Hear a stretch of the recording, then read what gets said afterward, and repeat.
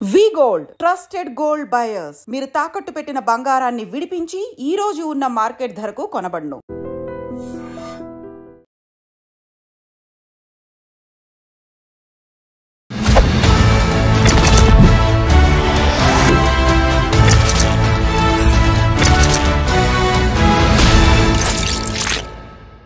పరిచయం అక్కర్లేని couple Duvvada Srinivas, Divvela Madhuri.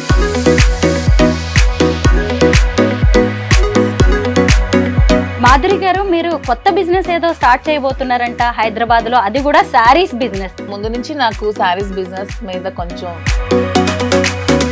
So political గా ప్రతిసారి ఏం జరుగుతుందంటే ఇతను పాలిటిక్స్ లో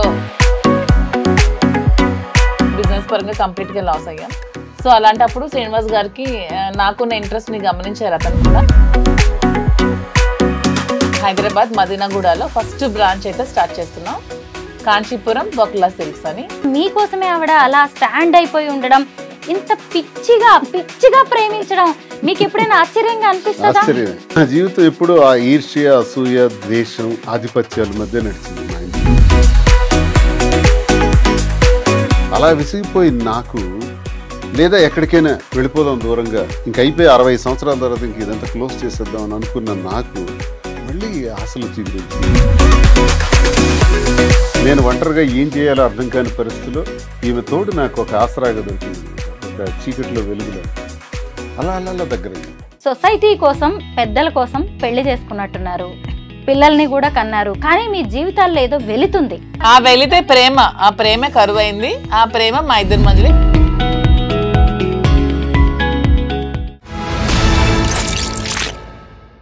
అందరికీ నమస్కారం, నేను Swaroopa Potlapalli. Welcome to trending topic.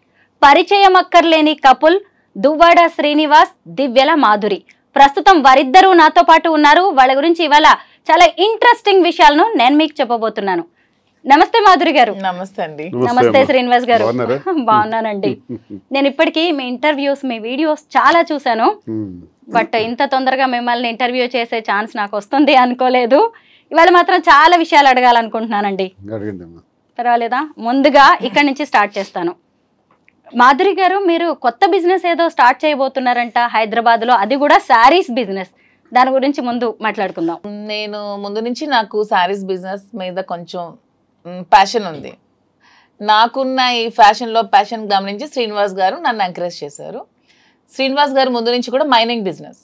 So పొలిటికల్గా ప్రతిసారి ఏం జరుగుతుందంటే ఇతను పాలిటిక్స్లో మన పార్టీ హవాలో లేనప్పుడు అదర్ పార్టీ వచ్చినప్పుడు పొలిటికల్గా ఇతన్ని వ్యాపారాల మీద దెబ్బతీస్తున్నారు. సో మైన్స్ అన్ని దెబ్బతీశారు. ఇదే విధంగా ఈ ఎలక్షన్ కూడా మేము ఓడిపోయిన ఈవినింగే మా మైన్ని క్లోజ్ చేశారు. ఆల్మోస్ట్ 60 crores వరకు మేము లాస్ అయిపోయాం. బిజినెస్ పరంగా కంప్లీట్గా లాస్ అయ్యాం. సో అలాంటప్పుడు శ్రీనివాస్ గారికి నాకున్న ఇంట్రెస్ట్ని గమనించారు. అతను కూడా నేను రిక్వెస్ట్ చేయడం జరిగింది, రాజా ఇలా నేను శారీ షాప్ పెడదాం అనుకుంటున్నాను, కొంచెం మీరు ఎంకరేజ్ చేయండి అని అడిగిన వెంటనే నాకు ఒప్పుకున్నారు. సో తప్పకుండా అపార్ట్ ఫ్రమ్ ద పాలిటిక్స్ ఒక 10% 20% నీ కోసం టైం స్పెండ్ చేసి నీకు సపోర్ట్ చేస్తాను, పెట్టు అని నన్ను ఎంకరేజ్ చేశారు. సో March 3rd హైదరాబాద్ మదీనాగూడలో ఫస్ట్ బ్రాంచ్ అయితే స్టార్ట్ చేస్తున్నాం, కాంచీపురం బొక్లా సిల్క్స్ అని. సో ఇది కూడా ఏంటంటే నాకు ముందు నుంచి శారీస్ అంటే ఇంట్రెస్ట్. ఈ ఫీల్డ్లో నేను ప్రతిసారి చాలా షాప్స్కి వెళ్ళి శారీస్ పర్చేస్ చేస్తూ ఉండేదాన్ని. అప్పుడు ఒకటి గమనించాను ఏంటంటే వీవర్స్ ప్రైస్ కంటే కూడా రిటైల్స్లో ఎక్కువ ప్రైస్ పెట్టి అమ్ముతున్నారని. సో ఇది కాకుండా మనమే దగ్గరుండి వీవింగ్ చేయించుకొని వీవర్స్కి కూడా పని కల్పిస్తూ మనం ఆ వీవర్స్ ప్రైస్ నుంచి కొంచెం మనకున్న మార్జిన్ వేసుకుంటూ తక్కువ ప్రైస్లోనే పబ్లిక్ కూడా శారీ అందాలి, ప్రతి ఉమెన్కి కూడా తక్కువ ప్రైస్లో శారీ వెళ్ళాలి, అది కూడా ప్యూర్ క్వాలిటీ ఉండాలి. సో ఇప్పుడు మనకి చాలా వెరైటీస్ ఉంటాయి, టస్సెస్, ఆర్గాంజెస్, పట్టు, ఇలా చాలా ఉంటాయి. లెనిన్ అన్నీ కూడా డూప్లికేట్స్ వచ్చేస్తున్నాయి. అలా కాకుండా ఎందుకంటే యాజ్ ఏ ఉమెన్గా మనం శారీ కట్టుకునేటప్పుడు ఆ ఫీల్ అనేది మనకు తెలుస్తుంది. ఎదుటి వాళ్ళకంటే కూడా వాళ్ళకి నచ్చినాయి నచ్చకపోయినాయి ముందు మనకు నచ్చాలి, మనకు ఆ ఫీల్ కంఫర్ట్గా ఉండాలి. సో ప్యూరిటీ అనేది కంపల్సరీ ఉంటూ క్వాలిటీ కూడా తక్కువ రేటుకి ఇస్తూ శారీ షాప్ ఓపెన్ చేయాలనే ఉద్దేశంతోనే నేను శారీ స్టోర్ ఓపెన్ చేస్తున్నాను. దానికి శ్రీనివాస్ గారు నాకు సపోర్ట్ చేశారు. దాని పేరు కాంచీపురం బొక్లా సిల్క్స్ అని మేము పెట్టుకున్నాం. అయితే మాలాంటి మిడిల్ క్లాస్ విమెన్ కూడా వచ్చి షాపింగ్ చేయొచ్చు అన్నమాట. ష్యూర్, మిడిల్ క్లాసే కాదు బిలో మిడిల్ క్లాస్ కూడా వచ్చి చక్కగా మాధురి మేడం దగ్గరకు వచ్చాము, మేము వెళ్ళాము, మాకు తక్కువ ప్రైస్కి ఇంత మంచి క్వాలిటీ శారీ వచ్చిందని ఫీల్ అవుతూ కస్టమర్ ప్రతి ఒక్కరు కూడా వెళ్తారు. అండ్ మెయిన్ నేను నా శారీ షాప్కి బ్రాండ్ అంబాసిడర్ నేనే. నా షాప్కి నా బ్రాండ్ అంబాసిడర్ కస్టమర్స్ అనుకుంటున్నాను. ఎవరో హీరోయిన్స్కి మోడల్స్కి పిలిచి డబ్బులు ఇచ్చి మోడల్ షూట్ చేసే బదులు నా కస్టమర్కే తక్కువ ప్రైస్ ఇస్తే వాళ్ళే నా బ్రాండ్ అంబాసిడర్స్గా ఉంటారు. వాళ్ళే 10 మందికి వెళ్ళి చెప్తారు మేడం దగ్గర తక్కువ కాస్ట్ శారీ ఉందని. So public are my brand ambassador, my customers నా బ్రాండ్ అంబాసిడర్. శ్రీనివాస్ గారు చూసారు అసలు ఆ కాన్ఫిడెన్స్ లెవెల్స్. శ్రీనివాస్ గారే నా కాన్ఫిడెన్స్. అసలు అతను నా పక్కన ఉంటే నేను చాలా కాన్ఫిడెంట్ గా ఉంటాను. కాదు, చీరలు చూడడం కంటే కూడా ఆవిడని చూడడానికి వచ్చే వాళ్ళ కస్టమర్స్ సంఖ్య ఎక్కువగా ఉంటుందో ఏంటో. ఇప్పుడు మీరు మధ్యతరగతి అని అడిగారు కదా, మా కాన్సెప్ట్ కూడా ఏంటంటే సరసమైన ధర. ఇప్పుడు నేను చూస్తున్నాను, నేను తినుకి నాకైతే నాలెడ్జ్ లేదు ఈ సారీస్ మీద, పట్టు సిల్క్స్ మీద. తినుకున్నటువంటి ఎక్స్పీరియన్స్, ఆ ప్యాషన్ అన్నది ఎందుకు ఎక్స్పోజ్ చేయకూడదు, ఇది బిజినెస్లో ఎందుకు మనం 10 మందికి ఉపయోగపడకూడదు అనేది ఆలోచించి మగ్గాళ్ళ దగ్గరికి మేమే స్వయంగా వెళ్ళి ఒక 5-6 నెలలుగా ఈ ప్రాక్టీస్ చేస్తున్నాం. వారణాసి నుంచి ఇక్కడ బెంగళూరు వరకు చాలా ప్రాంతాల్లో, ముఖ్యమైన ప్రాంతాలన్నీ కంచి కానీ, ధర్మవరం కానీ, యాడికి కానీ, ఇలాంటి ప్రాంతాల్లో మగ్గాల వద్దకు వెళ్ళి వాళ్ళు నేస్తున్నటువంటి ఆ చీర, ఆ క్వాలిటీ ఏదైతే ఉందో దానికి సరైనటువంటి ధర వచ్చే విధంగా. ఎందుకంటే మగ్గందారుడికి కూలే మిగులుతుంది, ఎవరైతే కొంటున్నారో వాళ్ళకి 6 నుంచి 7 రెట్లు ధర పలుకుతుంది కస్టమర్కి. ఈ చీరల వ్యాపారంలో నష్టపోతున్న వాళ్ళు 1 మగ్గందారుడు నేతన్న, 2 కస్టమర్. వీళ్ళకి న్యాయం చేయాలి. అందుకే నేను డైరెక్ట్ మగ్గందారుడి దగ్గరికి వెళ్ళి నీకు న్యాయంగా అయినటువంటి ధర ఇప్పిస్తాం కాబట్టి నువ్వు అవన్నీ మాకు అందించని చెప్పడం జరిగింది. వాళ్ళు అవన్నీ కూడా మగ్గాల ద్వారా చాలా సేకరించుతాను. నేనేం చెప్తున్నానంటే నాణ్యత ప్రాధాన్యత, నాణ్యతే మా ప్రామాణికం. Quality is our predominance. దీనిని ఎప్పుడూ కూడా మనం మైండ్ నుంచి తీయకూడదు. ఎందుకంటే వ్యాపారం చేసిన తర్వాత వ్యాపారం పెట్టినవాడు ఎవరో తెలుస్తుంది, వ్యాపారం ప్రారంభించిన తర్వాత ఎక్కడైనా సరే. మా పరిస్థితి ఏంటంటే ఈ వ్యాపారం ప్రారంభించక ముందే మేము ఎవరో తెలుసు, మా మీద ఎక్స్పెక్టేషన్స్ ఉంటాయి. ఈయన రాజకీయాలకు చెందిన వ్యక్తి కదా, ప్రజల పట్ల మరి వర్తకుల ఈ కస్టమర్స్ పట్ల ఏ విధమైనటువంటి బాధ్యతతో ఈయన ఈ వ్యాపారం చేయగలుగుతారు మాధురి కానీ శ్రీనివాస్ కానీ అనుకోవచ్చు. కాబట్టి వాళ్ళకి న్యాయం చేయాలి. మా దగ్గరకు వచ్చే కస్టమర్ ఇప్పుడు ఫర్ ఎగ్జాంపుల్ 50,000 రూపాయలకి మగ్గందారుడి దగ్గర కొంటే ఇక్కడ 3 లక్షల రూపాయలకు అమ్ముతున్నారు. ఎందుకు అంత ధరకు అమ్మాలి? అప్పుడు అక్కడ మీరు అన్నట్టు ఒక మధ్యతరగతి కుటుంబానికి చెందినటువంటి ఒక మహిళ వచ్చి ఆ చీరను కొనాలంటే 3 లక్షలు అని కొనలేకపోవచ్చు. కానీ మా ఉద్దేశం అది కాదు. ఆ 50,000 రూపాయల చీరనే ప్రాఫిట్స్ అలాగే మెయింటెనెన్స్ అన్నీ కలుపుకొని ఒక సరసమైన ధర, ఒక రీజనబుల్ ప్రైస్కి అంత కాస్ట్లీ చీర కూడా అందించాలి. ఏదైతే అంత ఖరీదు పెట్టి జూబ్లీ హిల్స్లో కొంటున్నారో అదే చీరని అదే జూబ్లీ హిల్స్లో కానీ, అదే మదీనాగూడలో కానీ, హైదరాబాద్లో ఎక్కడైనా సరే ఒక రీజనబుల్ ప్రైస్కి అందించాలి. కస్టమర్ అనేవాడు మన దగ్గరికి వచ్చాడంటే సంతృప్తితో అతను బిల్ పేమెంట్ చేయాలి. కళ్ళల్లో బాధ ఉండకూడదు, అరే నేను ఈ ప్రైస్ ఇంత ఎక్కువ ఇచ్చానే అన్న ఫీలింగ్ ఉండకూడదు. మనం వాళ్ళ సంతృప్తిని చూడాలి అన్నది మాకున్న ప్రజా సంబంధాల కారణంగానే ఈ అభిప్రాయం కూడా ఉంది మాకు. ఆ అభిప్రాయంతోనే బిజినెస్ చేయటం జరుగుతుంది తప్ప లాభాపేక్షతోని ఇందులో ఏదో సంపాదించేయాలని కాదు. అలా చేయాలనుకుంటే చాలా వ్యాపారాలు ఉంటాయి, ఇందులోకే రావాల్సిన పని లేదు. తనకున్న ప్యాషన్ పట్ల ఈ వ్యాపారం చేయటం పట్ల ఆమె ప్రతి స్త్రీకి తనకు ఒక అవగాహన ఉంది. పొట్టిగా ఉన్నారా, పొడవుగా ఉన్నారా, వీళ్ళు నలుపుగా ఉన్నారా, తెలుపుగా ఉన్నారా, ఎవరు ఎలా ఉన్నా నాతో చాలా మంచి మాటలు చెప్పింది. స్త్రీకి ఆభరణం చీర అని, ఆభరణాల కన్నా నిజమైన ఆభరణం చీర. ఆ చీర ఎలా ఉండాలి అన్నది సామాన్యులు, ఒక కవి కూడా చెప్పారు, సామాన్యుడైన కూలి పనికి వెళ్ళే స్త్రీ అయినా సరే ఎవరికైనా చీర ఇచ్చే అంత అందం ఏది ఇవ్వదు. కాబట్టి ఆ చీరని అందరికీ అనుకూలంగా ఉండేటట్టు ఏ చీరని తయారు చేసి పెడితే ఈ షాప్లో ఆ అందాన్ని తెచ్చిపెట్టగలం అన్నది ఒక పెద్ద స్టడీ చేసింది. స్టడీ చేసి ఇవన్నీ చేసింది. తన కష్టం ఎక్కువ, నేను బ్యాక్డ్రాప్లో ఆమెకు పూర్తిగా సపోర్ట్ ఇస్తున్నాను.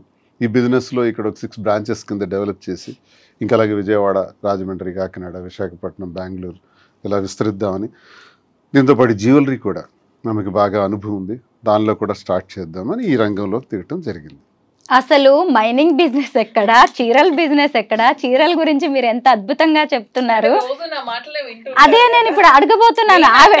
యాక్చువల్ గా ఎందుకంటే స్త్రీకి నిజమైన ఆభరణం చీర అని నేను అంటూ ఉంటాను. సో శ్రీనివాస్, ఉమెన్ పొట్టిగా ఉన్నా, పొడుగ్గా ఉన్నా, నలుపుగా ఉన్నా, లావుగా ఉన్నా, ఎలా ఉన్నా ఉమెన్ అంటే అందం అంతే.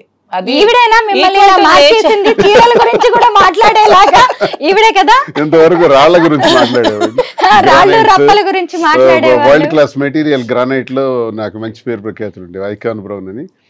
ఎక్స్పోర్ట్స్ 20 years గా గ్రానైట్స్ ఎక్స్పోర్ట్స్ లోనే ఉన్నాను. వ్యాపారం గురించి తెలుసు, ఫినాన్స్ అప్ అండ్ డౌన్స్ తెలుసు, ఇవన్నీ తెలుసును. కానీ దీని గురించి నాకు చీరల పట్ల అవగాహన లేదు. ఈ మధ్యకాలంలో ఈ 4-5 months నుంచి ఎక్కువగా నేను చూస్తున్నాను. మగ్గాల దగ్గరికి వెళ్ళటం, వాళ్ళు చూడటం, వాళ్ళు పడే కష్టం, ఇందులో నాణ్యత, ఇవన్నీ చూస్తూ నేను ఒక కంక్లూజన్కి వచ్చాను. మనం ఈ బిజినెస్ ఈ రకంగా చేయాలి, ఇది బ్రెయిన్లో పెట్టుకున్నాను. తప్పకుండా సక్సెస్ చేస్తాం, తప్పకుండా న్యాయమైన ధర, సరసమైన ధర వస్తుంది. దానికి నేను ఎప్పుడు కూడా ఆ విధంగా ఆలోచిస్తాను. వ్యాపారం విషయంలో చేద్దాం. ఇప్పుడు ఈ వ్యాపారం చేయకూడదని ఏముంది, ఇది నేరం కాదు. చాలామంది అంటుంటారు దువ్వాడ శ్రీనివాస్ ఆఖరికి ఇలా ఆలోచిస్తున్నాడా, పొలిటీషియన్, అగ్రెసివ్గా మాట్లాడే పొలిటీషియన్, ఎవరినైనా ప్రశ్నించేవాడు, ఎంత దీనిగా ఉండేవాడు. ఏం తప్పే ఉంది? మాధురి కోరికను వాలంటైన్స్ డే సందర్భంగా నాకు ఇది కోరిక ఉంది, నేను నా ఫ్యాషన్ పట్ల నాకున్న ఈ ప్యాషన్ని మీరు సహకరించండి అనేటప్పుడు నేను మాట ఇచ్చాను. తప్పకుండా తను ఈ బిజినెస్లో సక్సెస్ అవుతుంది. వచ్చే వాలంటైన్స్ డే నాటికి తప్పకుండా 6 branches ఫినిష్ అవుతాయి. ఇతర ఆంధ్రప్రదేశ్లో కూడా కొన్ని బ్రాంచెస్ వస్తాయి. ఒక విమెన్ ఎంటర్ప్రెన్యూర్గా ఒక మంచి ప్లాట్ఫామ్ మీద నిలబడుతుంది. 6 branches ఎక్కడ మాధురి గారు? ఫస్ట్ నేను మదీనాగూడలో స్టార్ట్ చేస్తున్నాను. హైదరాబాద్ ఎందుకంటే వెన్ కంపేర్ టు ఆంధ్ర అమ్మాయినే, కానీ ఎందుకో నాకు హైదరాబాద్ పీపుల్ కనెక్షన్ ఈ 6-7 monthsలో చాలా ఎక్కువగా ఉంది. మ్యాక్సిమం హైదరాబాద్ ఎవరికైనా సరే లైఫ్ ఇస్తుంది బతకడానికి వచ్చే వాళ్ళకి చాలా మందికి. సో నాకు ఎక్కువ ఫ్యాన్స్ కూడా హైదరాబాద్లోనే ఉన్నారు. తెలంగాణ వాళ్ళే చాలా ఎక్కువ ఉన్నారు. నన్ను ఆదరిస్తున్నారు, అర్థం చేసుకున్నారు, సపోర్ట్ చేస్తున్నారు, నన్ను ప్రేమిస్తున్నారు, నన్ను కలవాలని అడుగుతున్నారు, నన్ను కలుస్తున్నారు, చాలా సపోర్ట్ చేస్తున్నారు. సో ఎందుకు ఫస్ట్ హైదరాబాదే చూస్ చేసుకోకూడదని ఆలోచించుకొని హైదరాబాద్ ఫస్ట్ చూస్ చేసుకున్నాను. అండ్ ఉమెన్ ఎంటర్ప్రెన్యూర్ ఎదగడానికి హైదరాబాద్ మంచి అవకాశం ఇస్తుందని నేను బాగా స్ట్రాంగ్గా నమ్ముతున్నాను.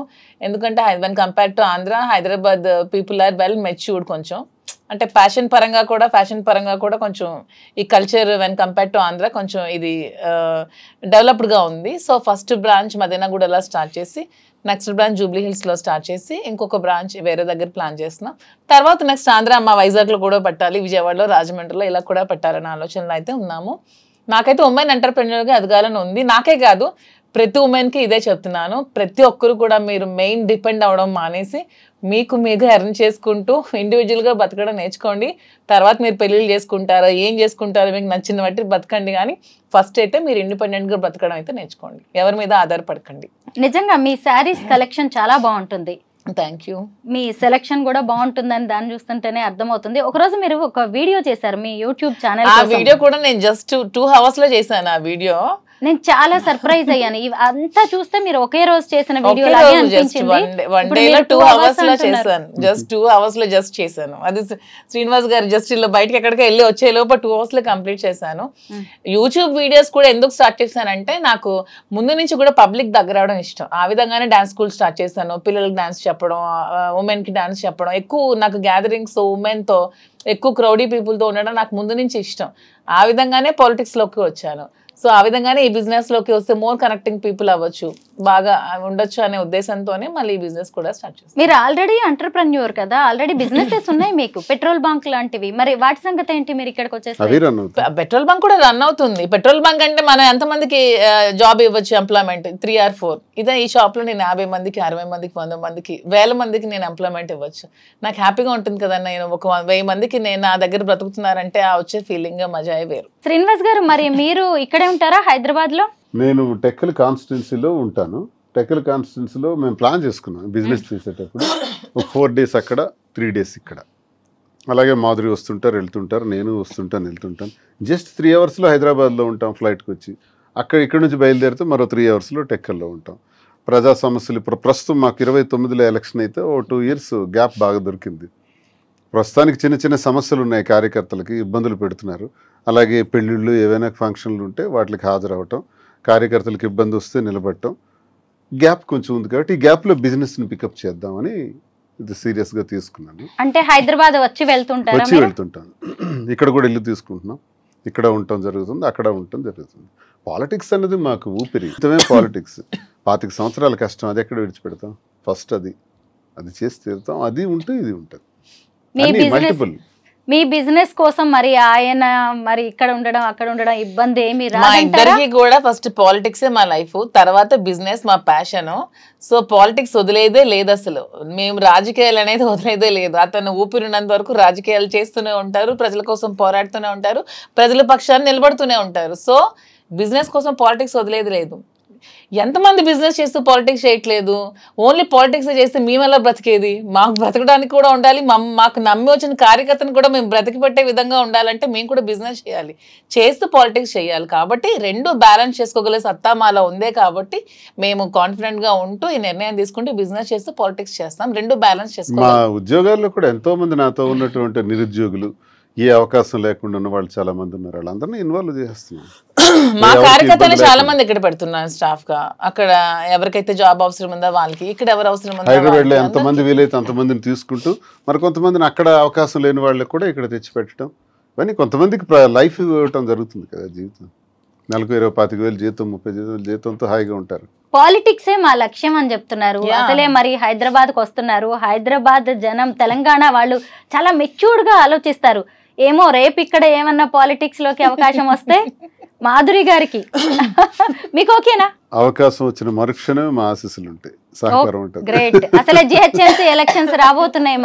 మాధురి గారు మీలాంటి ఫైర్ బ్రాండ్స్ అవసరం అన్ని పార్టీలకి కనిపిస్తోంది. కొంచెం ఆలోచించుకోండి.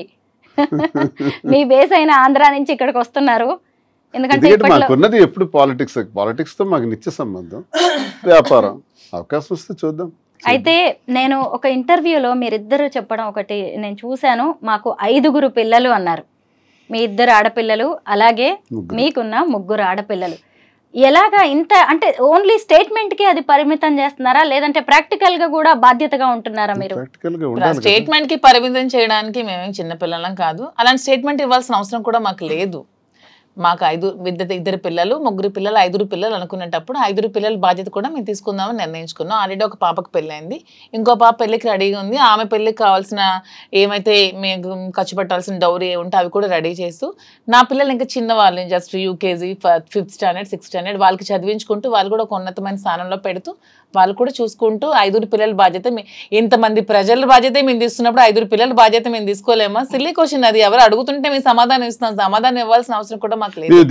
మా ఇంటికి వచ్చే ప్రజల కష్టాల్లోనే మేము ఉన్నప్పుడు మా పిల్లలకి మేము ఎలా వదిలేస్తాం? ప్రజలు మాకు నిత్య సంబంధం. మా వల్ల బయటకు వచ్చినటువంటి 5 పిల్లలు, 5 పిల్లలు చూడకపోతే మీరు ఎవరిని చూడాలి? కామన్, చిన్న విషయం. అది చూడాలి, తప్పదు. అది మా ధర్మం, మా బాధ్యత. యాజ్ ఏ పేరెంట్స్ గా పిల్లల బాధ్యత అందరికీ పేరెంట్స్ తీసుకోవాలి. వాళ్ళ తలరాతలు మనం కలనే, వాళ్ళు ఏమవుతారో అది ఏమనే తర్వాత అది దైవాధీనం. కానీ వాళ్ళ బాధ్యత మనం అయితే తీసుకోవాలి. వాళ్ళకి ఏ రంగంలో కావాలంటే ఆ రంగంలో పెట్టాలి. వాళ్ళకి ఎలా కావాలంటే ఏ ఫీల్డ్ కావాలంటే ఆ ఫీల్డ్ లో ఉంచి వాళ్ళని చూసుకోవాలని మేమైతే నమ్ముతున్నాం, అలాగే చూసుకుంటున్నాం. మాధురి గారు, మీ పిల్లలు 3 కూడా చిన్నవాళ్ళు. మరి ఇప్పుడు వాళ్ళు హైదరాబాద్కి వస్తారా మీతో పాటు? ఈ నెక్స్ట్ ఇయర్ అయితే హైదరాబాద్ లోనే పెట్టి ఇక్కడే స్కూల్లో జాయిన్ చేద్దామని అయితే నేను అనుకుంటున్నాను. నా దగ్గర ఉంచి చదివిద్దాం అనుకుంటున్నాను. ప్రెసెంట్ మా మదర్ దగ్గర ఉన్నారు. కొంచెం నేను సెటిల్ అయ్యాక హైదరాబాద్ నచ్చింది నాకు కూడా. సో హైదరాబాద్ లోనే వాళ్ళు కూడా చదివిద్దాం అనుకుంటున్నాను. 3 ఆడపిల్లలు, వాళ్ళకి తండ్రి ప్రేమ, ఆయన అందించే భరోసా అనేది చాలా అవసరం. శ్రీనివాస్ గారు ఖచ్చితంగా మంచి తండ్రి, దాన్ని నేను కాదనలేదు. పిల్లలు కూడా అలా యాక్సెప్ట్ చేస్తారా తండ్రి లాగా? ఆయన పిల్లలు వాళ్ళ ఫాదర్ అండర్ లోనే ఉన్నారు. నేను మా హస్బెండ్ మ్యూచువల్ గా కన్సర్న్ తో విడిపోయినా సరే వాళ్ళ ఫాదర్ వాళ్ళ పిల్లల బాధ్యతను తీసుకుంటున్నారు. నా బాధ్యత కూడా యాజ్ ఏ మదర్ గా నేను తీసుకుంటున్నాను. యాజ్ ఏ గార్డియన్ గా, యాజ్ ఏ కేర్ టేకర్ గా, యాజ్ ఏ ఫిలాసఫర్ గా శ్రీనివాస్ గారు కూడా బాధ్యతలు తీసుకుంటున్నారు. మా పిల్లలకి 3 బాధ్యతలు కూడా ఉన్నాయి. 3 తీసుకుంటున్నాం కేరు. వాళ్ళకి ఏ లోటు ఉండదు. నా వల్ల ఈ భూమి మీదకి వచ్చారు పిల్లలు, వాళ్ళకి ఏ లోటు రానివ్వను. నా కంటికి రెప్పలా కాపాడుకొని చూసుకుంటాను. వారసుని ఇవ్వడానికి కూడా మేము రెడీగా ఉన్నాము అని చెప్పారు. చాలా సర్ప్రైజ్ అయ్యా నేను అసలు. సర్ప్రైజ్ ఏముంది, ముందు నుంచి మేము అనుకుంటున్నాం. దాంట్లో సర్ప్రైజ్ ఏముంది? నేనే మాధురి అంటేనే ఓపెన్ గా చెప్తుంది ఏదైనా. మేము నిజంగానే వారసుడికి అందామనే ఆలోచనలో ఉన్నాము. యాక్చువల్గా ఈ ప్లానింగ్ ముందే ఉండే, కానీ ఈ బిజినెస్ కోసం ఈ ప్లానింగ్ ని ఒక 1 year షిఫ్ట్ చేసాం. ఆఫ్టర్ ఈ 1 year బిజినెస్ తప్పకుండా కోర్టులో కేసులు కూడా ఉన్నాయి కాబట్టి అవన్నీ కొంచెం తేలాలి. కాబట్టి కొంచెం తేలిన తర్వాత అవన్నీ కూడా ఉంటది. ఏముంది, కావాలి అనేది బలమైన కోరిక ఈవిడదే అనిపిస్తా ఉంటది నాకు. లేదు నాకంటే ఏంటంటే శ్రీనివాస్ గారు ఉన్న క్వాలిటీస్, ఇలాంటి అవసరం ఇంకొక జనరేషన్ కూడా ఉండాలి, ఇతని వారసుడు ఉండాలనే ఆలోచన నాకైతే ఉంది, అతనికి కూడా ఉంది, ఇద్దరికి ఉంది.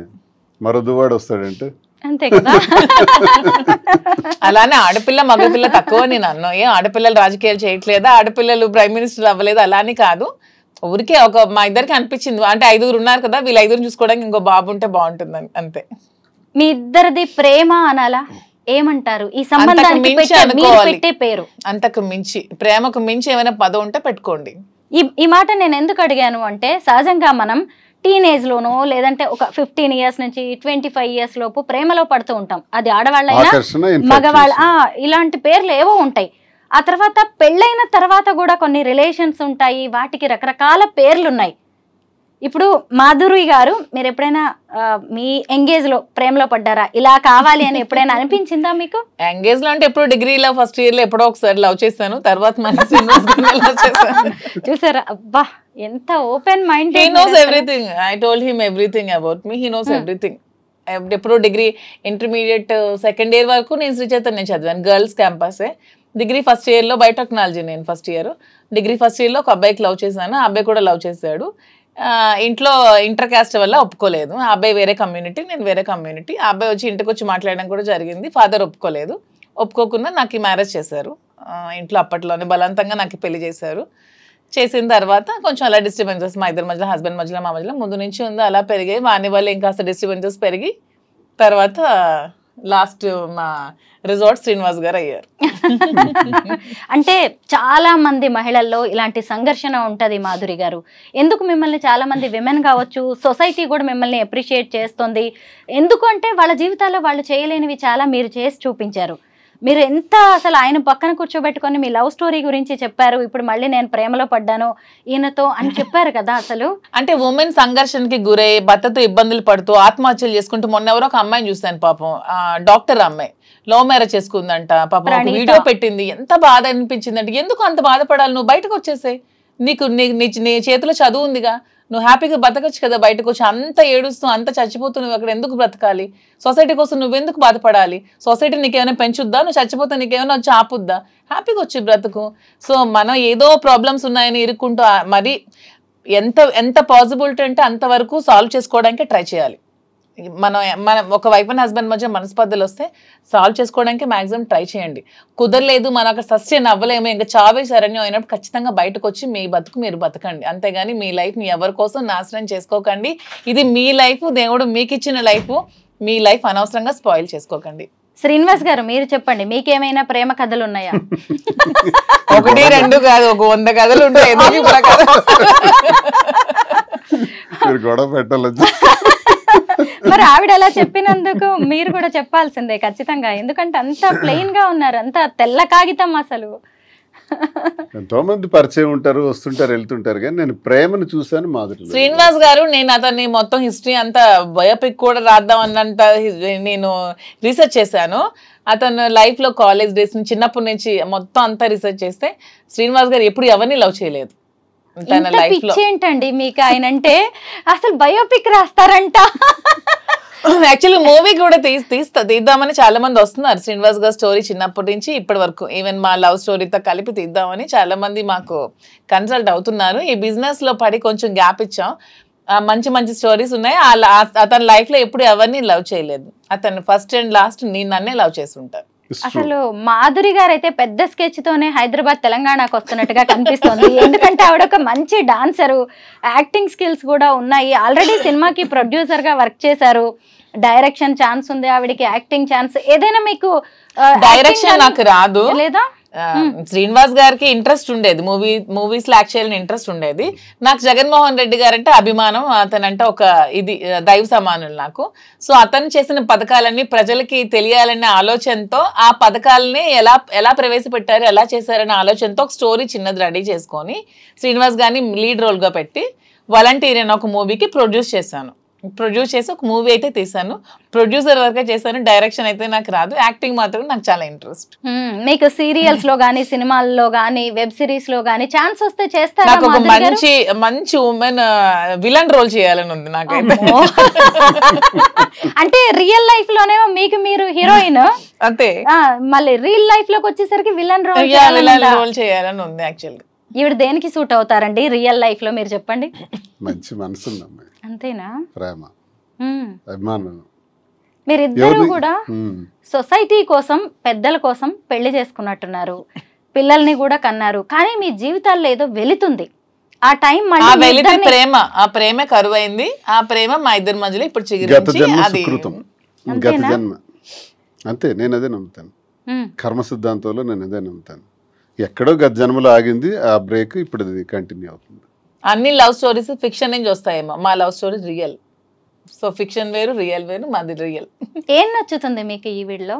ఫెయిర్నెస్, స్పష్టంగా క్లారిటీగా ట్రాన్స్పరెంట్గా ఉంటుంది. నా పట్ల చాలా ప్రేమ చూపెడుతుంది కదా. అసలు ఇంత ప్రేమని భరించడం కష్టం కదా. ఇంత ధైర్యం అయితే నేను పొరపాటున ఒక మాట అంటే ఇమీడియట్ గా ఎలా రియాక్ట్ అవుతుందో తెలియదు.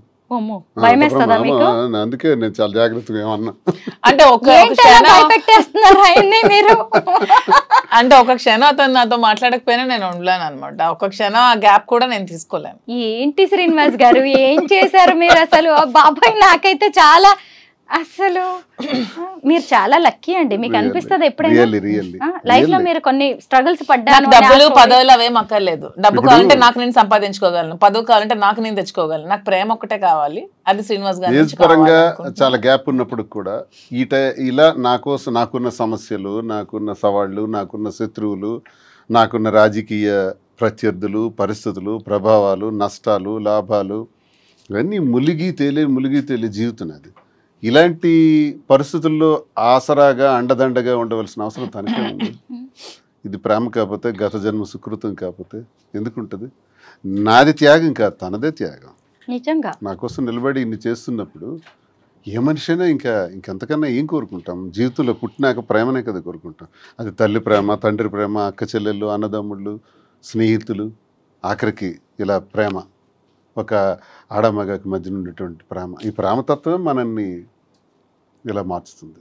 నిజంగా అంటే మాధురి గారు, మీకు మీ లైఫ్లో ఒక అసంతృప్తి, ఒక వాక్యూమ్ అనేది ఉండొచ్చు. ఒకవేళ అందరూ ఆడవాళ్ళలాగే నచ్చకపోతే విడాకులు తీసుకొని వేరే జీవితాన్ని ప్రారంభించే అవకాశం కూడా మీకుంది. అయినా సరే ఎందుకు దువ్వాడగారే? ఎందుకంటే మీ చుట్టూ కూడా ఎంతో మంది మగాళ్ళు ఉండొచ్చు, ఎంతో అట్రాక్ట్ చేసే అవకాశాలు కూడా మీకు ఉండొచ్చు. అయినా సరే ఎందుకు ఈయనే నచ్చారు మీకు? పైగా ఇద్దరు పిల్లలు పెద్దవాళ్ళు అయ్యారు, వాళ్ళ ఇంట్లో ఉన్న ఇష్యూస్ ఇవన్నీ మీకు తెలుసు. అయినా సరే ఇంత ఏజ్ గ్యాప్ అంటే శ్రీనివాస్ గారు అన్నట్టు ఇది నిజంగా గత జన్మ బంధమేమో అని నాకు, మిగిలిపోయిన గత జన్మలో మేము మిగిలిపోయిన ప్రేమికులమేమో అని నాకు అనిపిస్తుంది. ఇంతమంది ఉంటే అతనే ఎందుకు నాకు కనెక్ట్ అయ్యారు, ఇంతమంది అమ్మాయిలు ఉంటే నేనే ఎందుకు శ్రీనివాస్ గారికి కనెక్ట్ అయ్యాను, మా ఇద్దరి మధ్యలోనే ఎందుకు ఇలాగ రిలేషన్షిప్ డెవలప్ అయింది, ఏదో గత జన్మలో మిగిలిపోయిన బంధం ఏమో నాకు కూడా అనిపిస్తుంది. శ్రీనివాస్ గారిలో అంటే కొన్ని క్వాలిటీస్ నాకు బాగా నచ్చాయి. తను చాలా హంబుల్, హానెస్ట్, స్ట్రైట్ ఫార్వర్డ్, నీతి నిజాయితీతో ఉంటారు, లంచం ఇలాంటివి ఏవి ఎవరు ఎంత చూపించినా అవి ఏమీ లొంగరు. సో ఇవన్నీ కూడా అతను ఉన్న బెస్ట్ క్వాలిటీస్, చాలా రేర్గా ఉండే qualities. Like diamond, Kohinoor diamond లాగా ఎంతో ఎంతో రేర్ పీస్ లాగా, ఒక రేర్ యాంటిక్ పీస్ అనమాట శ్రీనివాస్ గారు. ఈ రోజుకి ఇలా చూసినా గానీ ఈ వీడియో కోసం వెనకబడే వాళ్ళు చాలా మంది ఉండొచ్చు కూడా. అంటే ఆవిడకున్న క్యారెక్టర్ అలాంటిది, ఆవిడకున్న క్వాలిటీస్ అలాంటివి. అయినా సరే అసలు మీకోసమే ఆవిడ అలా స్టాండ్ అయిపోయి ఉండడం, ఇంత పిచ్చిగా ప్రేమించడం మీకు ఎప్పుడైనా ఆశ్చర్యంగా అనిపిస్తుందా కదా? నేను అదే అనుకుంటాను. నా జీవితం ఎప్పుడూ ఆ ఈర్ష్య, అసూయ, ద్వేషం, ఆధిపత్యాల మధ్య నడిచింది మా ఇంట్లో. ఇలాగే వెళ్ళిపోతానేమో. నేను కొన్నిసార్లు అనుకున్నాను, ఏంటబ్బా ఈ కుటుంబ జీవితం నాకు ఇలా ఉంది, పిల్లల కోసం బాధ్యత వహిస్తూ చాలా ఓర్పు సహనంతో ఉన్నాను. ఇలాగే రహస్యంగా వెళ్ళిపోవాలి. కొంత జీవితం అయిన తర్వాత నేను ఏమనుకునేవాడిని అంటే ఎక్కడికైనా ఆశ్రమానికి వెళ్ళిపోదాం అనుకునేవాడిని. లేదు, ఎక్కడైనా ఒక 5 ఎకరాల ల్యాండ్ తీసుకొని నీట్గా ఒక చిన్న కుటీరం వేసుకొని ప్రశాంతంగా ఒక్కడనే ఉంటాను, వ్యవసాయం చేసుకుని, ఎవ్వరికీ రానివ్వను, నేను ఒక్కడిని ప్రశాంతం బ్రతుకుతాను, నాకు ఒక్కడిని కావాలి, ఏకాంతం కావాలా. విసిగిపోయాను అనమాట ఇంటి వ్యవహారాలకి. అలా విసిగిపోయి నాకు, లేదా ఎక్కడికైనా వెళ్ళిపోదాం దూరంగా, ఇంక అయిపోయి 60 సంవత్సరాల తర్వాత ఇంక ఇదంతా క్లోజ్ చేసేద్దాం అని అనుకున్న నాకు మళ్ళీ ఆశలు చిగురించి నాకు ఒక ప్రేమ అంటే ఏంటో నాకు కూడా అర్థమయ్యేటట్టు, తెలిసేటట్టు, అది కూడా భగవంతుడు నాకు ఇచ్చాడంటే ఆ వెంకటేశ్వర స్వామికి ఏ జన్మలో నేను ఆ స్వామిని నమ్ముతాను ఎక్కువగా. నిత్యం నేను స్వామినే ప్రార్థిస్తాను. నా ఇంటి ఇలవెల్పు స్వామి ఇచ్చిన ఇదే నాకు అని నేను భావిస్తాను. తోటి మగవాళ్ళు కూడా ఈర్ష్య పడే అంత అదృష్టం మీది. కదా, అన్నిటినీ డబ్బులతో కొలవలేము మాధురి గారు. డబ్బు కాదు ఇక్కడ, డబ్బు ఈ రోజుల్లో ఎవరు సంపాదించట్లేదమ్మా, ప్రతి ఒక్కరు డబ్బులు నా దగ్గర సంపాదించారు. ఏముంది ఇప్పుడు అలా అంటే నిజమే. అంతే కదా. నిజంగా అసలు అంటే ఈవిడ అమాయకురాలు అనిపిస్తుంది ఇక్కడ చూసినప్పుడు, మీరు మాత్రం లక్కీ అనిపిస్తుంది. అలా మాట్లాడుతూనే ఉంటారు కానీ అంటే ఆవిడ ఎక్కడ లెక్కలేసుకోలేదండి నేను గమనించినంత వరకు. 100% ట్రూ. నిలబడాలని చూస్తుంది. ఇప్పుడు మా ఇంట్లో జరిగిన సంఘర్షణ తర్వాత ఈయనకు నేను తోడుగా ఉంటానని ఒక డెసిషన్ తీసుకున్నాను. నేను ఒంటరిగా ఏం చేయాలో అర్థం కాని పరిస్థితిలో ఈమె తోడు నాకు ఒక ఆసరాగా దొరికింది అనమాట, ఒక చీకట్లో వెలుగులాగా. అలా అలా అలా దగ్గరైన అది ఆ కారణం ఏంటంటే ప్రేమ, హిడెన్ లవ్, ఎక్కడో ఒక దగ్గర బయటపడినటువంటి ప్రేమ ఉంది. అది మా మధ్య ఈ స్థితికి దారితీస్తుంది తప్ప అందరూ ట్రోల్ చేసేటట్టు మేమేదో స్వార్థపూరితంగాను ఇంకొక దురాశ ఆశలతోనో ఇది చేయలేదు. మా పరిస్థితులే మాకు ఈ స్థితికి దారితీసాయి. ఇందులో ప్రేమ అన్నది మాకు ఇంత బలంగా మమ్మల్ని దగ్గర తీసింది.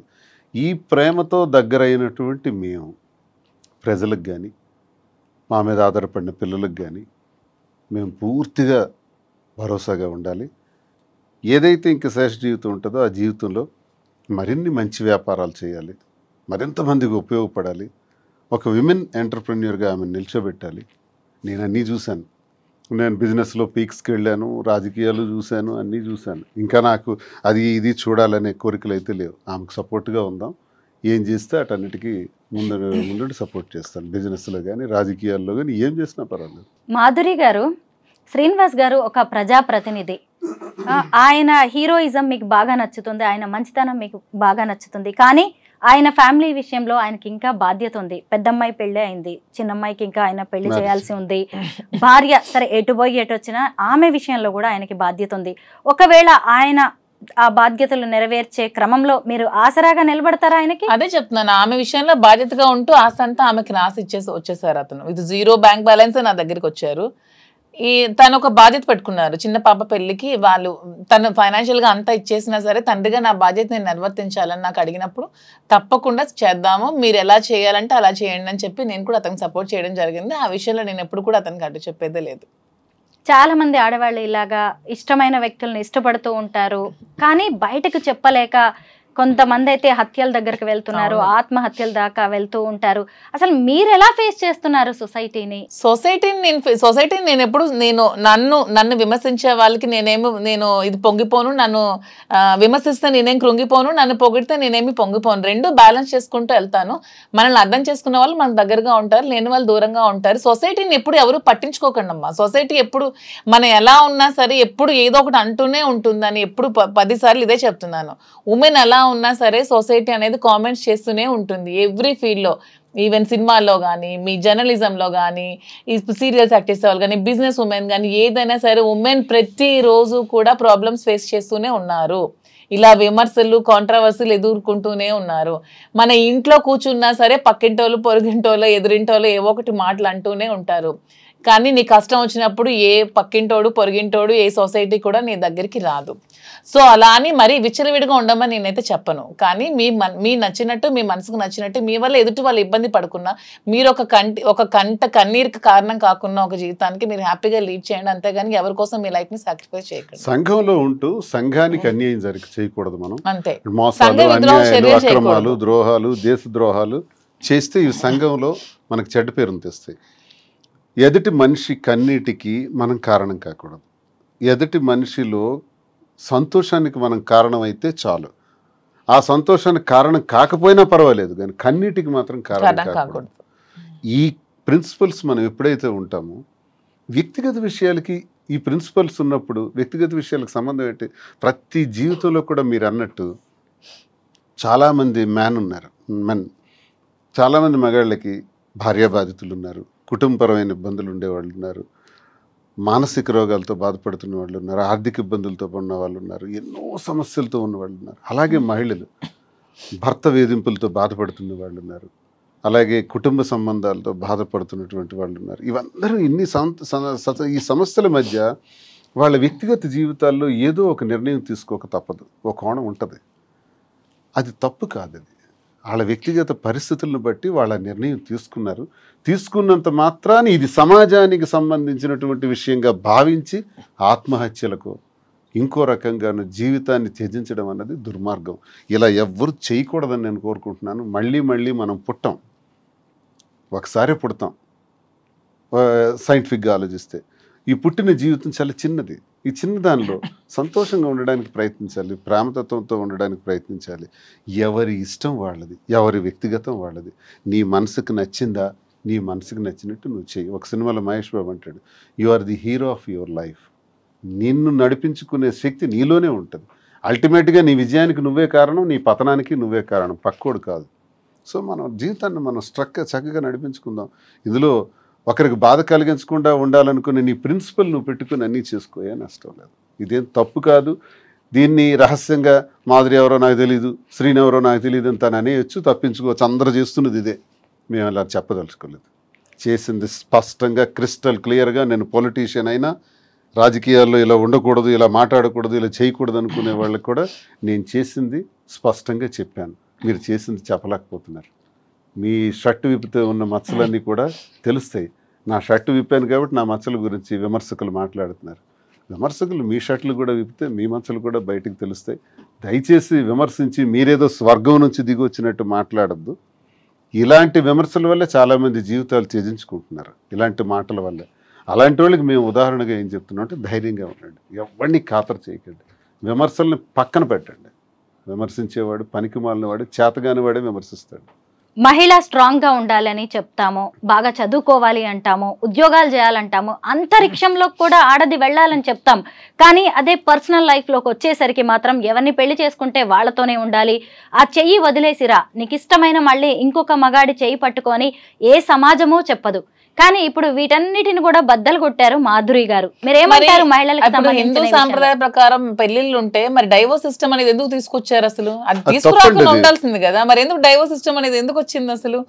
మరి అది ఉండకూడదు. అప్పుడు ఒకరితో పెళ్లి చేసుకుని ఆగిపోవాలని డైవోర్స్ సిస్టమ్ ముందు బ్యాన్ చేయాలి. వివాహాలకు వచ్చేటప్పుడు తల్లిదండ్రులు అనేవాళ్ళు పెంచాలి, పోషించాలి, చదివించాలి, ఉన్నత స్థాయికి తీసుకురావాలి, అన్ని చేయాలి. వివాహం వచ్చేటప్పటికి ఆ వ్యక్తిగతంగా ఆ బిడ్డకున్న ఆలోచననే మనం ప్రొటెక్ట్ చేయాలి, మగవని ఆడవని. ఇప్పుడు నా కూతురు ఉంది, పెద్ద కూతురు, నేను ఒక ఇష్టమైన ఒక వ్యక్తిని పెళ్లి చేసుకుంటాను, ఓకే గో హెడ్ అన్నాను. డబ్బులు గట్టిగా ఖర్చు పెట్టి పెళ్లి చేశాను, నేనేం వద్దనలేదు. అసలు ఇంతవరకు మీకు ఒక విషయం చెప్పినా, అబ్బాయి ఏ కాస్ట్ కూడా శ్రీనివాస్ గారు తెలియదు. నేను పట్టించుకున్నాను. నీకు ఇష్టం కదా చేసుకో అంటే నేను ఆచరించి నేను చెబుతున్నా, నేను తండ్రినే. ఇలా ఆచరించే తండ్రులు ఎవరైనా ఉంటే వాడు ఒక మూర్ఖుడు, చేతగాని వాడు. పిల్లలని ఒక స్థాయికి తీసుకురావటమే నీ బాధ్యత. వాళ్ళ జీవితం వాళ్ళది, వాళ్ళకి విడిచిపెట్టాలి.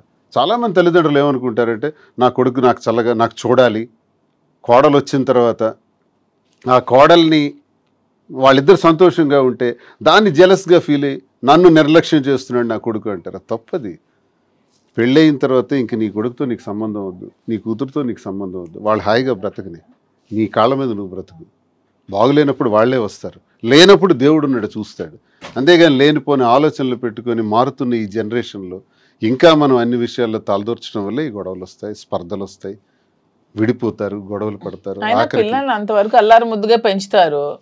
పెంచినప్పుడు ఇష్టం వచ్చినట్టు పెళ్లి చేయమంటే హత్యలు చేస్తున్నారు, పరువు హత్యలు అంటున్నారు. కులం ఏమైనా తిండి పెడుతుందా? క్యాస్ట్కి ఏముందా? అందరూ హ్యూమన్ బీయింగ్సే కదా.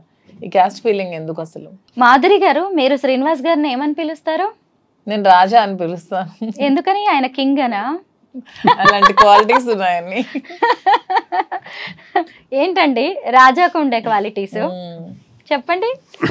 ఎంతకన్నా క్వాలిటీస్ ఏముంటుంది? ప్రజల కష్టం ఉందంటే అక్కడ వెళ్ళి అతను ఉంటారు. 100 106 వాళ్ళ కష్టంలో ప్రతి క్షణం పాలు పంచుకుంటారు. అంతకన్నా ఇంకేం ఉండాలి క్వాలిటీస్ కింగ్కి? అందుకే నాకు ఎప్పుడు రాజాలా కనిపిస్తాడు. సినిమాల్లో చూస్తాం కదా హీరోస్ ని, మీకు రియల్ లైఫ్ లో హీరో అన్యాయం జరుగుతుంది అంటే ఆడు ఎవడైనా నేను విడిచిపెట్టే ప్రసక్తి లేదు, నిలబడిపోతాను అడ్డంగా. రాజకీయం కోసం అడ్డదారులు తొక్కరు, ఎవరి కాళ్ళు పట్టుకోడు, ఎవరికి రిక్వెస్ట్ చేయడు, ఎవరికి బెక్ చేయడు. ఎవరైనా ఇతని పైన ఉన్నారు వాళ్ళకి వెళ్ళి బతిమాలితే నాకు 10 వస్తుంది అంటే పదో లేకపోయినా పర్వాలేదు, నేను మాత్రం ఇలాగే ఉంటానంటారు. ఇంతవరకు ఏ రోజు కూడా నాకు 10 కావాలి, నా టికెట్ కావాలని ఏ రోజు కూడా చేయి చాచి ఎవరికి అడగలేదు. అన్ని అతని కాళ్ళ దగ్గరికి వచ్చాయి అంతే. అతని దురదృష్టం, అతని ఫ్యామిలీ పరంగా కొన్ని ప్రాబ్లమ్స్ ఫేస్ చేయడం వల్ల అతి తక్కువ ఓట్ల మెజారిటీతో 3000 2000 ఓట్లతో, అది కూడా ఫ్యామిలీ ప్రాబ్లమ్స్ వల్ల ఓడిపోయారు తప్పితే అతను ఎప్పుడు ప్రజా జీవితంలో ఎప్పుడో నగ్గేశారు. మీరు ఆవిడ ఏమని పిలుస్తారు? రాజు. అంటే ఏంటి? రాజారాజు. రాజారాజు ఏంటండి? ఏమైనా పర్టికులర్ అలా ఏం కాదు, మా ఇంటి దేవత కులదేవత రాజులమ్మతల్లి అనమాట. సో అలాగా మా ఇంటి దేవత అని చెప్పి నాకు అలా రాజు అని పిలుస్తారు. అలా ఎప్పుడైనా మీరు ఆయన మీద అలుగుతారా అండి? చాలా సార్లు. ఎందుకు? ఏంటి రీజన్స్ ఏముంటాయి? నాకు చిన్న ప్రియారిటీ దగ్గర నేను తట్టుకోలేను. మీకు ఇంకా నా చెప్పాను కదా, నాకు పదవులు డబ్బులు ఇవన్నీ కాదు, ప్రియారిటీ కావాలి, ప్రేమ కావాలి. ఆ తగ్గితే మాత్రం నేను ఊరుకోను. అలిగేసి వెళ్ళి సారీ చెప్పేమని అడిగేస్తాను, ఎందుకంటే ఎక్కువసేపు ఉండలేను కదా. మళ్ళీ ఆయనే కావాలి మీకు. ప్రియారిటీ తగ్గడం అంటే ఏం చేస్తూ ఉంటారు? అంటే ఏదైనా చిన్న కోపం వచ్చింది అనుకో, నాతో ఒక అరగంట ఇలా మాట్లాడడం మానేస్తారు. ఆ అరగంట మాట్లాడడం మానే నేను తట్టుకోలేను. సో ఆ గ్యాప్ లో కూడా వెళ్ళి త్వరగా నాకు సారీ చెప్పి మాట్లాడాయని చెప్తా. ఏడ్ చేస్తారా ఎప్పుడైనా మీరు? ఏడుస్తాను కూడా. అమ్మో, మీకు 2 అమ్మాయిలు కాదు 3 అమ్మాయిలు కదా. కొంచెం చైల్డిష్ పాపం. తను గడుసు దాన్ని అనుకుంటారు కానీ ఇన్నోసెంట్. చూసే వాళ్ళైనా సరే చాలా సెన్సిటివ్, ఐఎమ్ వెరీ సెన్సిటివ్. చెప్తున్నాను కదా, ఎవరో వచ్చేదో కష్టం ఉందంటే వెంటనే అతను చెప్పకుండా కూడా డబ్బులు ఇచ్చేస్తూ ఉంటాను. ఇది కూడా నేను ఎందుకో గమనించాను, కొంచెం మంచి హార్ట్ విడిది. ఎన్నోసార్లు తిట్లు కాస్తాను, అతను తెలియకుండా చాలా మంది వస్తూ ఉంటారు. అమ్మాయి ఇలా ఉందంటే అది నిజమో తెలుసుకోకుండా ఇచ్చేస్తూ ఉంటాను. చాలా సార్లు తిట్టారు కూడా, తెలుసుకో ముందు నిజమా కాదా అని. నాకు తెలిసి కూడా చాలా మంది 50 లక్షలు తను వడ్డాణం ఇచ్చేయటం. మరేంటి ఎవరికండి ఏమైంది? కారణం ఏంటంటే వాడికి పాపం ప్రాబ్లం లో ఉన్నాడు, ఏదో ఫంక్షన్ ఉంది వాళ్ళ కూతురుది, మెచ్యూరిటీ ఫంక్షన్, అందుకే ఇచ్చేసానంట. ఏం చేశారు? అలాగే ఎన్నో దానాలు ధర్మాలు వడ్డాణం వెనక్కి ఇవ్వట్లేదు, అప్పులని అడుగుతుంటే ఇచ్చేయటమే. మీరిద్దరు గిఫ్ట్స్ ఇచ్చుకుంటూ ఉంటారు, ఏం తక్కువైందని ఇలాగా చిన్న చిన్న గిఫ్ట్స్. ఆవిడ వడ్డాణాలే ఆవిడ దానం చేసేస్తుందంటే ఇచ్చుకోవడం అని కాదు, శ్రీనివాస్ గారు వాడే ప్రతి వస్తువు కూడా నేను కొనిపెట్టిందే పెట్టుకోవాలని అదొక చిన్న. ఏమి ఇచ్చారు ఇప్పటిదాకా గిఫ్ట్స్ ఆయనకి? ఇప్పుడు రింగ్ ఉంది అనుకో, అది నేనే దగ్గరుండి చేయిస్తాను, అది నేను చేస్తే పెట్టుకోవాలి. ఈ బ్రాస్లెట్ నేనే ఇచ్చి అదే పెట్టుకోవాలి, అతని దగ్గర ఎన్ని ఉన్నా పెట్టుకోవాలి, నేను ఇచ్చిందే పెట్టుకోవాలి. అలా ఉంటుంది నాకు చిన్న ఫీలింగ్. శ్రీనివాస్ గారు అనిపిస్తుందా ఇంత ప్రేమను భరించడం కూడా కష్టమే అని? చాలా అదృష్టవంతుడిని. అదృష్టం నిజంగానే. అవును, మీరే అదృష్టవంతుడిని, వెంకన్న దయ. అంతేనండి నిజంగా. మీరిద్దరు భలే మీడియా ఫ్రెండ్లీ. అసలు అందరికి ఎవరికైనా ఇంటర్వ్యూ మీడియా ఫ్రెండ్లీ కాదు, friendly to everyone, public people అంతే. మీడియా అంటే మాకు స్పెషల్ గౌరవం కూడా. నిజంగానే చిన్నప్పటి నుంచి రాజకీయాల్లో కూడా మీడియాకి ఎక్కువ ప్రాధాన్యత ఇచ్చుకుని వచ్చేవాడిని. నేను నా ఎలివేషన్ కూడా మీడియా చేశారు నన్ను. వాళ్ళే నన్ను రాజకీయంగా ఈ స్థాయికి తీసుకొచ్చారు. ఆ ప్రేమ ఎప్పుడూ ఉంటది మీడియాలో. మీడియా పట్ల ఎవరు అనుచితంగా బిహేవ్ చేస్తే నచ్చదు, ఎందుకంటే మీ మీడియా వాళ్ళే మమ్మల్ని పైకి తేవాలన్నా మమ్మల్ని చేయాలన్నా చాలా ఇదిగా ఉంటారు. టెక్కల్లో సామాన్యమైన విలేకరు దగ్గర నుంచి జిల్లా రాష్ట్రం వరకు అందరితో సమానంగా ఉంటాం, అందరితో క్లోజ్ గా ఉంటాం. నేను చాలా సార్లు టెక్కల్ మీడియా అంతా నాకు ఫ్రెండ్లీ. మాధురి మేడం అంటే మా మీడియా అందరికి ఇష్టం, ఎందుకంటే పాపం వాళ్ళందరూ చాలా కష్టపడుతూ ఉంటారు, సాలరీస్ ఉండవు, ఏం ఉండవు. పాపం వాళ్ళ ప్యాషన్ తో ఈ మీడియాలో చాలా మంది పని చేస్తూ ఉంటారు. వాళ్ళందరికీ నేను ఎప్పుడు సపోర్ట్ చేస్తూ ఉంటాను. ఎప్పుడైనా ఎవరైనా ఏదైనా అడగండి, ఇచ్చేస్తారనుకుంటా కొంచెం. అయితే మీ కపుల్ని చూసాక కొంతమంది దీన్ని పాజిటివ్ గా చూస్తున్న వాళ్ళు ఉన్నారు, నెగిటివ్ గా చూస్తున్న వాళ్ళు కూడా ఉన్నారు. అయితే కామెంట్స్ విపరీతంగా వస్తూ ఉంటాయి. అప్రిషియేట్ చేసే వాళ్ళకంటే కూడా చాలా నెగిటివ్ కామెంట్స్, ట్రోలింగ్. ఇప్పుడు ఈ ఇంటర్వ్యూ మీద కూడా ఖచ్చితంగా ట్రోలింగ్. నేను ఎంక్వైరీ చేశాను. మెయిన్ ఏంటంటే మేము పవన్ కళ్యాణ్ లేకపోతే లోకేష్ చంద్రబాబు నాయుడు విమర్శిస్తాం, కానీ ఆ పొలిటికల్ పీపుల్ కొంతమంది చేస్తున్నటువంటి కామెంట్స్ అవి పొలిటికల్ యాంగిల్లో మేమంటే పడని వ్యక్తులు మా శత్రువులు ఒకే ఐడి నుంచి ఒక 10 కామెంట్స్ వస్తాయి. మీరు చూడండి, అందులో ఒకే ఐడి నుంచి 10 ఉంటాయి వరుసగా. అది కావాలని ఇది కొన్ని ఐడీలు క్రియేట్ చేసి ఫాల్స్ ఐడీలతో కూడా చేస్తారు. అవి రియల్ పీపుల్ కారండి. ఆ కామెంట్స్ని పట్టించుకోవాల్సిన అవసరం లేదు. ఒకవేళ రియల్గా చేసినా ఖాతరు చేయాల్సిన అవసరం లేదు. దిస్ ఈజ్ మై లైఫ్, నేను ఇలా డెసిషన్ తీసుకున్నాను, మేము ఇద్దరం ఇలా ఉంటున్నాం, మేము చెప్తాం, ఇంకేం చెప్పాలి చెప్పండి. కానీ ఎవరు ఏమనుకున్నా కానీ మనకి నచ్చిందే చేయాలి, మన జీవితం మనది అని నిజంగా మీ ఇద్దరు చాలా మందికి అయితే ధైర్యాన్ని ఇచ్చారు. ఏ మాటకు ఆ మాటే. అది మాత్రం ఒప్పుకొని తీరాలి, నన్ను కూడా తిడతారేమో. మీరు మంచి చేశారు. ఎందుకంటే నిజంగా ఒక రిలేషన్ లో అంత బలవంతంగా ఉండడం కంటే బయటకు వచ్చి నచ్చిన వ్యక్తుల్ని, పైగా మీరు ఎక్కడా దాచిపెట్టలేదు దేన్ని కూడా. అదే అంటున్నాం కదా, నేను ఫస్ట్ టైం ఇంటర్వ్యూ ముందుకు వచ్చాను, అప్పటికే మేము 2 years నుంచి ఉన్నాము, మా పబ్లిక్ అందరికీ తెలుసు. వచ్చి ఓపెన్ గా చెప్పాను, దాన్ని కూడా చాలా ట్రాల్స్ చేశారు, ఫేస్ చేశాను అంతే. శ్రీనివాస్ గారు నాకేం సంబంధం లేదు, ఎవరో నాకు తెలియదు అని చెప్పి నేను ఉండొచ్చు, అందరూ చేసేటట్టు సీక్రెట్ గా మేము కలవచ్చు, కలిసి ఉండొచ్చు, అన్నీ చేయొచ్చు. అలా ఏమీ లేదు, ఓపెన్ గా ట్రాన్స్పరెంట్ గా క్లియర్గా క్రిస్టల్ క్లియర్గా ఉన్నాం. మా తెలంగాణలో మీరు స్టార్ట్ చేయబోయే saris and jewellery business super success అవ్వాలని మేమైతే కోరుకుంటున్నాం. Thank you so much. మేము కూడా నాకు నమ్మకం అయితే ఉంది తెలంగాణ పీపుల్ మీద, నాకు సపోర్ట్ చేస్తారని, నన్ను ఆదరిస్తారని, నాకు ఈ బిజినెస్ కి 100% వాళ్ళు చేయూతం ఇస్తారని నమ్మకం అయితే నాకు ఖచ్చితంగా. చాలా మంది తెలంగాణ పీపుల్ మేము కష్టాల్లో ఉండేటప్పుడు ఇక్కడ నుంచి ఫోన్స్ మహబూబ్ నగర్, నిజామాబాద్, హైదరాబాద్, ఈవెన్ నా పవర్ కట్ చేసినప్పుడు అయితే నాకు ఇంటికి రావాలా, మేము వస్తాం అక్క, మేము హెల్ప్ చేస్తామని ఎక్కడెక్కడి నుంచో నాకు కాల్స్ చేసి చాలా సపోర్ట్. విచిత్రంగా తెలంగాణ చాలా ఎక్కువ వచ్చింది. అందుకే విశాఖపట్నంలో ప్రారంభిద్దాం బిజినెస్ అనుకున్నాం. మాకు నూనె హైదరాబాద్లో ప్రారంభిద్దాం, 2 రాష్ట్రాల్లో కూడా మనకి అదొక వైడ్ ఇది వస్తుంది, అక్కడే చేద్దాం మనసు మార్చుకొని మళ్ళీ ఇక్కడికే వచ్చాం. ప్రేమాభిమానాలు, ప్రజలు ఇవన్నీ మర్చిపోలేను. మా కష్టాల్లో మాకు ఎంతమంది కాల్ చేసి నిలబడ్డారు అనేది మాకు తెలుసు. మీ బేస్ ఆంధ్ర అయినా కానీ మా కోసం మీరు ఇక్కడికి వచ్చేసి కొత్త బిజినెస్ స్టార్ట్ చేయడం, మీ జీవితం కూడా అండి ఖచ్చితంగా ఈ సెకండ్ ఇన్నింగ్స్ అనేది అద్భుతంగా ఉండాలి. మీ పర్సనల్ లైఫ్ కూడా, ప్రొఫెషనల్ లైఫ్ కూడా ఖచ్చితంగా. ఈవెన్ నేను సినిమాల్లోనో సీరియల్స్ లోనో ఎక్కడో స్టార్ లాగా అయితే చూస్తాను. Thank you so much. Thanks to you both. Thank you.